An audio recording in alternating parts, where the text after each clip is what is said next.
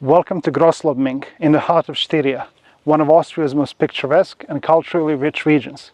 We're on the grounds of G'Schlössl Murtal, where tradition meets elegance and now the world of elite chess. For 2 weeks in May, this place will be home to 10 women players, the best players in the world, fighting for the crown of the champion in the 2024-2025 season of the Women's Grand Prix. As we're talking now, round 6 is underway, and we're going to show you what is it like here at the Women's Grand Prix in Austria. We start first, and we have to be a bit quiet here. We start first with the interview area. This is where Vaishali is commenting together with Angelica at the games.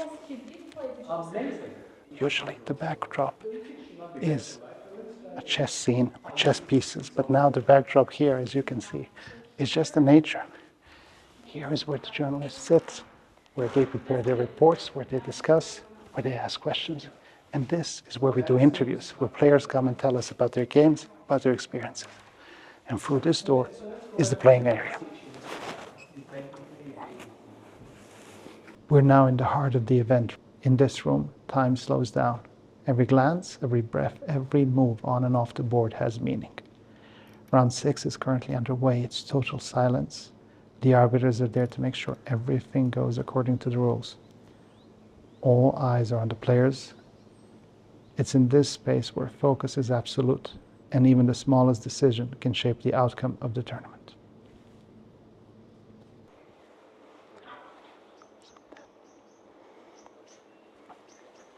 So that was the venue and the place where the Women's Grand Prix is taking place, where the top 10 women in the world are fighting for the title of the champion of the Women's Grand Prix in the FIDE 2024-2025 season.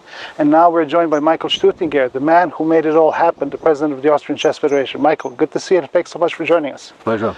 This is a beautiful venue, beautiful place. You're going to show us around. How did it come that you decided to hold such a great event here in the heart of Styria? Austria basically has 2 stories. The first is, Vienna Mozart Imperial Palaces. And the second story is the countryside. And I was invited to this castle a couple of years ago by pure coincidence, and I fell in love immediately because it's really great.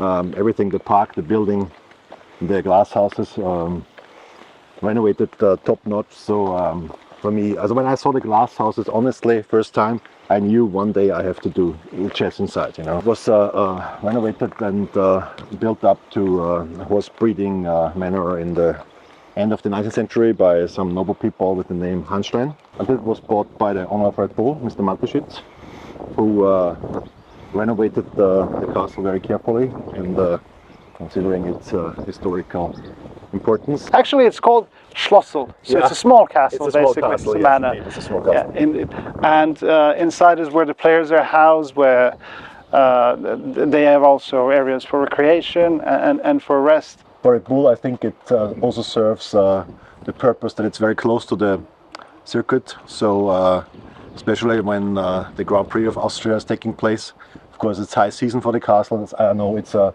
home of Red Bull team and the world champion, Mr. Verstappen. And are you trying to build that connection between Red Bull and the chess world? You're obviously that binding factor of it. Yeah, if I would be a binding factor already, that would be great. But of course, it was one of the purposes to kind of let Red Bull know that there is chess, and Red Bull has a very famous advert in Austria that they kind of Red Bull excites body and spirit, and of course in the body branch, Red Bull is very active with Formula 1, soccer, cycling, whatever, all these extreme sports, and I think there is some space for spirits too. And then I think chess would be absolutely perfect. Alexandra Kosteniuk even mentioned a couple of days ago when we had dinner that bullet chess, fits very much to Red Bull. And I would say yes, indeed it does. I know you're also in the entertainment business, so how do you see this link between chess and entertainment? I think that there is great potential, but I also think that the chess world, and especially the players, must be open-minded to make it a business. On the one hand, I think many chess players would wish that there is more financial opportunities for them in the sport.